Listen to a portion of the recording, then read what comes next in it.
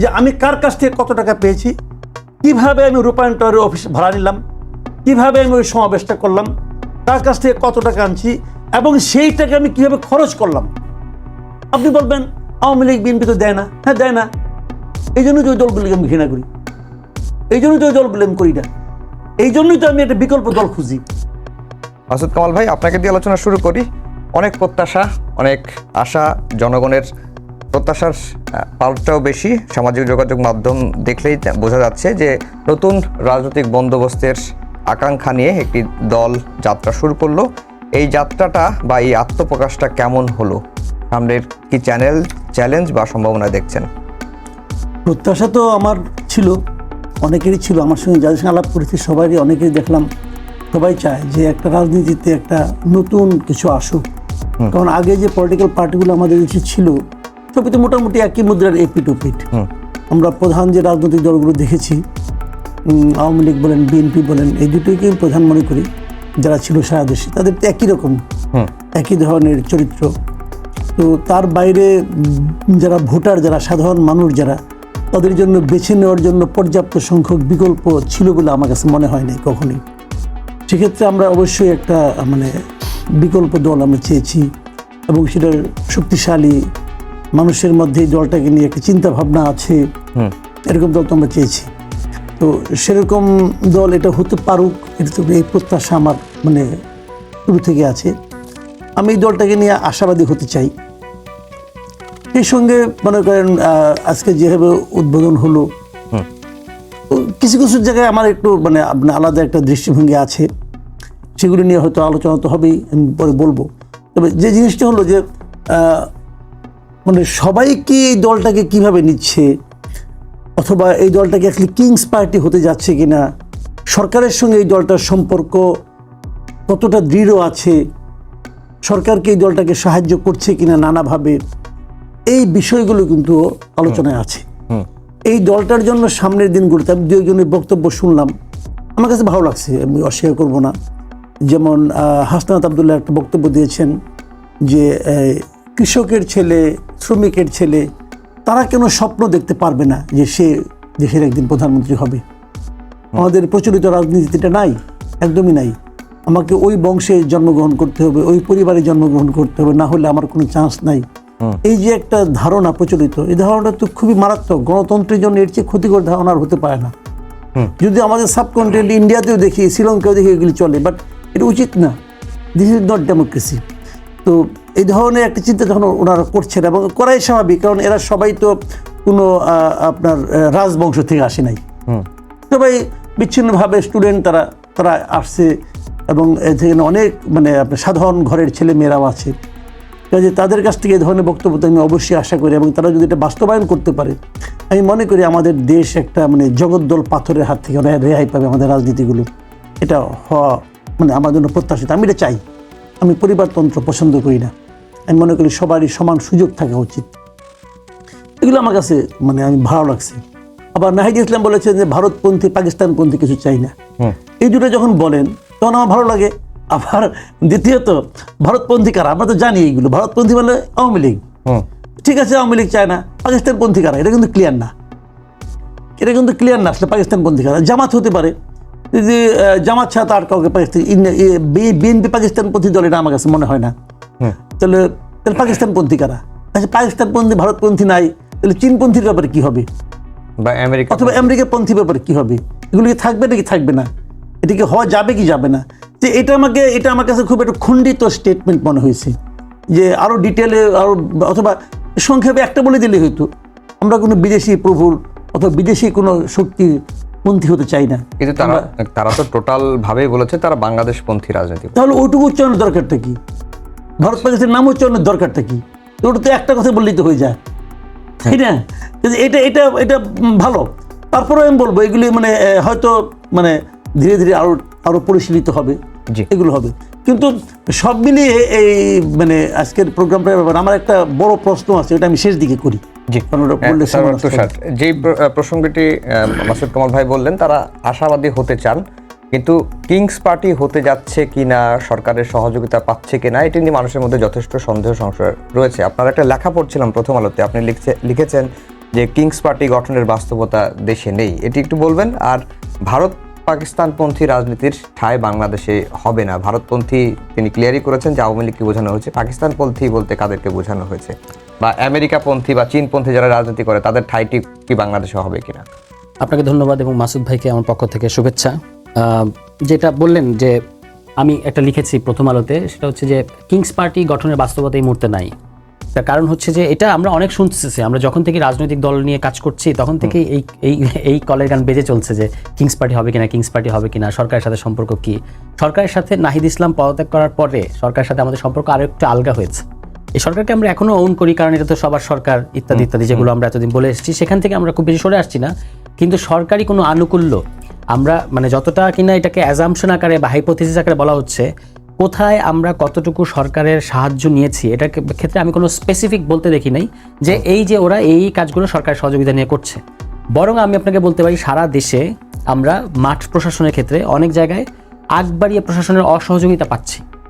যেমন ধরুন নরসিংদীর কথা আমি বলতে পারবো, যেহেতু ওটা আমার এলাকা, আমি ওখানে কিছু কাজ করি। ওখানে একজন ওসি ছাত্রদের ব্যাপারে ছাত্রদেরকে আলাদা করে কোনো হেল্প করছেন তা না, তিনি ছাত্রদের ব্যাপারে একটু স্নেহ পরবশ ছিলেন। তাকে বদলি করা হয়েছে বিএনপি নেতার পরামর্শে বা বিএনপি নেতার চাপে, ওখানকার বিএনপি নেতার চাপে। এরকম শ্রীমঙ্গলে ওখানকার যিনি ওসি তিনি আসলে বিএনপি নেতার সাথে আতাত করে আমাদের লোকজনকে মামলা দিয়ে শ্রীমঙ্গল ছাড়া করে রেখেছেন। সারা দেশের পিকচার মোটামুটি একই। এগুলো আমি খুব বেশি পুনরুক্তি করতে চাই না, কারণ এগুলো আপনারা জানেন না, আমি এটা বিশ্বাস করতে চাই না। ডিসি, এসপি, ইউএনওরা কী ধরনের এটা আপনারা জানেন, অবশ্যই নিশ্চয়ই জানেন। ফলে আমাদেরকে যেটা হচ্ছে কি সব জায়গায় টলারেট করা হচ্ছে সর্বোচ্চ, খুব ওয়েলকামিং কিংবা আমাদেরকে আগ বাড়িয়ে কোনো হেল্প করছে। আপনি বিএনপির একটা মাঝারি পর্যায়ের নেতা কল করলে ওসি যেভাবে চেয়ার ছেড়ে উঠে দাঁড়ায়, আর আমাদের একজন সমন্বয়ক কল করলে অনেক সময় চিনতে পারে না, বা হয়তো অনেক সময় ভুয়া মামলা দিচ্ছে, সেটার ব্যাপারে গেলেও কোনো ধরনের হেল্প পায় না। আরও ব্রডার ওয়েতে কিংস পার্টি গঠনের বাস্তবতা আমি নেই এই কারণে বলেছি, কারণ হচ্ছে বিএনপি এবং অন্যান্য সিভিল সোসাইটির একটা অংশ এটাকে অনেক সময় 111-এর সাথে তুলনা করছে। বিএনপির থেকে আমরা প্রায় শুনছি যে -2 করা যাবে না। এখন যখন আপনি -2 বলেন তখন কি মুশকিল হয়, আপনি বলেন যে -1 অলরেডি ঘটে গেছে, মানে আওয়ামী লীগকে আপনি একটা ভিকটিমের মর্যাদা দেন আসলে, ঠিক আছে? এবং আপনি বলতে চান যে আমার সাথে একই ঘটনা করতে যাচ্ছে, তো আপনি আওয়ামী লীগ এবং আপনাকে একই জায়গায় নিয়ে যান, একটা গণহত্যাকারী দল, এবং আপনি নিজেকে একই জায়গায় লোকেট করেন, সেটা আসলে ঠিক হয় না। এবং আরও ধরা যাক যে এই ছাত্র নেতাদের বা এই তরুণ নেতাদের, সবাই তো ছাত্র নেতাদের মধ্যে, তাদের এখনও যে পরিমাণ গ্রহণযোগ্যতা এবং যে পরিমাণ জনভিত্তি আছে, এবং যেভাবে তারা গত 4 মাস আপনাদের চোখের সামনে দল গঠনের প্রক্রিয়াটা আপনারা দেখেছেন, তারা কি প্রত্যেকটা ক্যাম্পেইন কিভাবে করেছে, জুলাই প্রক্লেমেশন নিয়ে, তারপরে যে আপনার চোখে নতুন বাংলাদেশ মানুষের কাছে গেছে, মানুষের ফিডব্যাক, এই গত 4-5 দিন ধরেও আপনারা প্রচার করলেন টেলিভিশনে এই দলের ব্যাপারে মানুষের প্রতিক্রিয়া কি, সেখানে আমরা মানুষকে দেখলাম যে মানুষ কিন্তু বলছে যে আসুক, তারা কি করবে আমরা দেখবো, আমরা দেখতে চাই তারা জনগণের পক্ষে থাকবে, এই হচ্ছে মানুষের আশা প্রত্যাশা। আজকেও সারাদিন যে মিছিলগুলো এসেছে বিভিন্ন জায়গা থেকে ছেলেমেয়েরা, দেখেন এরা এই জেনারেশনটাকে বুঝতে হেল্প করবে আপনাকে। এরা এই দলের মিছিল এসেছে, কিন্তু বলতেছে দলের নেতৃত্বকে কিন্তু এই করতে হবে, দলের নেতৃত্ব যদি এই করে তাহলে আমরা সমর্থন দেবো, নাহলে দেবো না। একটা স্লোগান আপনি পাবেন না নাহিদ ভাই ভয় নাই, রাজপথ ছাড়ি নেই, এই টাইপের, যেটা অন্যান্য দলের সাধারণত ব্যক্তিকেন্দ্রিক স্লোগান। পুরো স্লোগানটাই হচ্ছে আসলে কর্মসূচি ভিত্তিক স্লোগান। ফলে এই জেনারেশনের টেম্পারমেন্ট আলাদা, তাদের ধরন আলাদা, চিন্তা ভাবনা আলাদা, এবং তারা আসলে এই দলটাকে একটা আহত মানে হুইল চেয়ারে এসেছে, তাকে হুইল চেয়ারে নিয়ে আসতে হয়েছে, তিনি এসে বলছেন যে এটা আমাদের দল। তা আপনাদের এই ইমোশনটাকে বোঝা উচিত তাদেরকে, এটা সবাইকে শিখিয়ে দিয়ে পড়ে আনা হয়েছে, ব্যাপারটা একদমই তা না, ঠিক আছে? ফলে আমি মনে করি যে এত বিপুল জনভিত্তি নিয়ে কিংস পার্টি গঠন করার কোনো বাস্তবতাই নাই। এবং এই সরকার তো কোনো আসলে অবৈধ পন্থায় ক্ষমতা দখলকারী সরকার না যে তাকে আসলে নিজের ক্ষমতাটাকে বৈধতা দেওয়ার জন্য একটা কিংস পার্টি গঠন করে পাতানো একটা নির্বাচন দিয়ে ইলেকশনে যেতে হবে, এবং সেখানে সংসদের মধ্যে একটা পাতানো দামি সংসদে আসলে ওই যে গত যে সরকারটা ছিল যেটা তার ক্ষমতা দখল করেছে অবৈধভাবে, সেটাকে তাকে আসলে বৈধতা দিতে হবে। এই ধরনের বাস্তবতা আমরা নাই। এবং এই উপদেষ্টাদের একজনেরও এখন পর্যন্ত পলিটিক্যাল অ্যাম্বিশন পরবর্তীতে তারা মানে বোঝা যাচ্ছে না তাদের মুভ। ফলে আমি বলবো যে কিংস পার্টি আলোচনাটা একটা, আমি আগেও বলেছি যে অপ্রাসঙ্গিক এবং ফাঁদ, আমরা এটাতে মানে ঢুকতে চাই না আর কি খুব বেশি। আপনার আরেকটা প্রশ্ন ছিল সম্ভবত ভারত পাকিস্তান বন্ধু, মানে অবভিয়াসলি আমরা আসলে মূল কথাটা হচ্ছে আপনি রাইটলি বলেছেন যে এটা তো উনি একটা স্টেজে পলিটিক্যাল সমাবেশের স্টেজে বলেছেন, একটা উত্তেজনা এবং একটা রেটরিকের ব্যাপার আছে, কিন্তু মোদ্দা কথাটা হচ্ছে আপনি ঠিকই বলেছেন যে আমরা বাংলাদেশপন্থী একটা রাজনীতি করতে চাই। কারণ এই গণ অভ্যুত্থানটা আসলে আমেরিকার সহযোগিতায় কিংবা চীনের সহযোগিতায় কিংবা ভারত চায় নাই বলে হয় নাই এরকম কিন্তু না। জানুয়ারি পর্যন্ত আপনি দেখেছেন যে এখানে স্যাংশন কেন্দ্রিক একটা রাজনীতি ছিল, ভারত এটাকে কীভাবে আমেরিকাকে কন্টেইন করলো এগুলো আমরা জানি। ওই রাজনীতিটা চলে যাওয়ার পরে জুলাই মাসে কেউ কিন্তু স্পেকুলেট করতে পারে নাই যে এরকম একটা ঘটনা বাংলাদেশে ঘটেছে। ফলে এখান থেকে যে রাজনৈতিক দলটা আসছে তাদের পররাষ্ট্রনীতিটা হচ্ছে যে আমরা তো ভাই সবার সাথে আমাদের মিলেমিশে থাকতে হবে, আমরা একটা ছোট দেশ, পরাশক্তির চাপ আছে ইত্যাদি, এগুলো সামলেই চলতে হবে, কিন্তু কারোর কাছে আমি আমার আত্মমর্যাদা বিকিয়ে দেবো না এবং কোনো একটা দেশের সহযোগিতায় এখানে আমি ক্ষমতায় থাকবো না, যেটা আওয়ামী লীগ করেছে। পাকিস্তানপন্থী দল বলতে বা পাকিস্তান পন্থার রাজনীতি হবে কিনা এটা তো খুব পরিষ্কার, যে এখানে আমাদের ব্যাপারে বারবার একটা জিনিস মানে বলতে চাওয়া হয়, একটা কালিমা লিপ্ত করতে চাওয়া হয় যে এরা কি, আজকেও আমাকে এই ধরনের প্রশ্নের মুখোমুখি হতে হয়েছে যে 24 দিয়ে 71-কে তারা রিপ্লেস করতে চায় কিনা। আমরা বারবার বলেছি যে 71 নন নেগোশিয়েবল, এবং এখানে পাকিস্তানপন্থী রাজনীতি, এটা যে দলই করুক বা যে ব্যক্তি করুক, যে বাংলাদেশকে অস্বীকার করে যে রাজনীতি, এটাই পাকিস্তান পন্থার রাজনীতি। এই রাজনীতির কোনো জায়গা বাংলাদেশে নাই, একেবারে ভারতপন্থী রাজনীতির জায়গা নাই, যে কারণে পিন্ডি না ঢাকা যেমন স্লোগান ওঠে, দিল্লি না ঢাকা এই স্লোগান ওঠে। তো ওই কথাটাই নাহিদ ইসলাম বলেছেন। এর বাইরে অন্যান্য যে পরাশক্তিগুলো আছে, আমেরিকা বলেন কিংবা চীন বলেন, এদের সাথে আমাদের সম্পর্ক তো রাখতে হবে এই বিশ্ব বাস্তবতায়, কিন্তু আমরা তাদের পন্থী রাজনীতি করতে চাই না। মানে মার্কিনপন্থী, ইভেন এখানে তো মার্কিনপন্থী সুশীল সমাজও আছে, এগুলো তো আপনারা জানেন, 1/11 ঘটনার চেষ্টা করা হয়েছে। আমরা এগুলোর থেকেও দূরে থেকে একটা নতুন ব্যবস্থা পরিবর্তনের রাজনীতি নিয়ে হাজির হয়েছি। এটা আসলে এই গ্রামারটা একটু নিউ, বুঝতে একটু টাইম লাগছে, কিন্তু আমি মনে করি ভাই যেটা বলেছেন আমি একমত, যে আরও সামনে আস্তে আস্তে এটা স্পষ্ট হবে যে এই ছাত্ররা, এবং যখন তারা কর্মসূচি দেবে, আজকে তো একটা লিখিত ঘোষণাপত্র পড়েছে, সেখান থেকে অনেকটাই আঁচ করা যায় তাদের রাজনীতি, কিন্তু যখন তারা কর্মসূচিটা দেবে, তারা বলেছে যে তারা রোজার মধ্যে 15 রোজার মধ্যে একটা আরেকটা প্রোগ্রাম করে ডেকে তারা আসলে কর্মসূচি ঘোষণা করবে, তাদের একটা ডিটেইল কর্মসূচি যে কী রাজনীতি তারা করবে, তখন আরও স্পষ্ট হবে এই দলের রাজনীতি। মাসুদ কামাল ভাই, এই দলটার প্রতি জনআকাঙ্ক্ষা আছে, প্রত্যাশা আছে, সম্ভাবনাও আছে, সামনে চ্যালেঞ্জ কি দেখছে?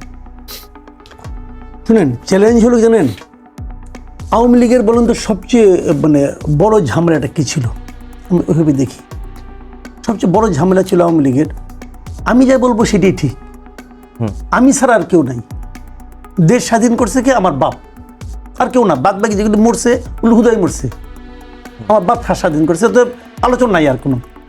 দেশে বিদ্যুৎ দিছে কে? আমি দিছি, মোবাইলটাও আমি দিচ্ছি, বেশি কিছু বলে এবার বিদ্যুৎ কিন্তু অফ করে দেবো, ওই জন্য ব্যাপারটা সব আমি আমি আমি আমরা চাই, আমরা দেশটা স্বাধীন করছি এই দেশের মানুষ। এই যে এককভাবে নিজের কাছে সবকিছু নিয়ে নেওয়ার যে প্রবণতাটা, এটা ছিল আওয়ামী লীগের একটা বড় ভুল। এটা হলো রক্তের মধ্যে হয়তো বা ছিল, আমি এটা অস্বীকার করবো না, ওই লাইনে আমি যাবো না, এটা মানে এমনি এমনি তো হয় না। একটা জিনিস, আরেকটা জিনিস কি, দুর্নীতি, ব্যাপক দুর্নীতি, যত দুর্নীতিবাজ লোক সব ওখানে মৌমাছির মতো, ওই যে মৌমাছির মধ্যে একটা রানী মৌমাছিকে কেন্দ্র করে সবাই ঘোরাফেরা করে না, ওখানেও একটা দুর্নীতি সবাই ওনাকে কেন্দ্র করে ছিল, এবং যার মতো যা ইচ্ছে দুর্নীতি করছে, দেশটাকে লুটপাট করছে। একটা প্রবাদ আছে গ্রামে, বুঝছেন, যে একটা মানুষকে তুমি চিনবা কিভাবে, চিনার উপায় হলো ও কার সঙ্গে ঘোরাফেরা করে এটা দেখো, ওর বন্ধু বান্ধব করে এটা দেখো, ওকে অর্থ সাহায্য কে করে এটা দেখো, যারা করে তারাই হলো গিয়া, ওইটা দেখে তুমি বুঝতে পারবা ওই লোকটা আসলে কেমন।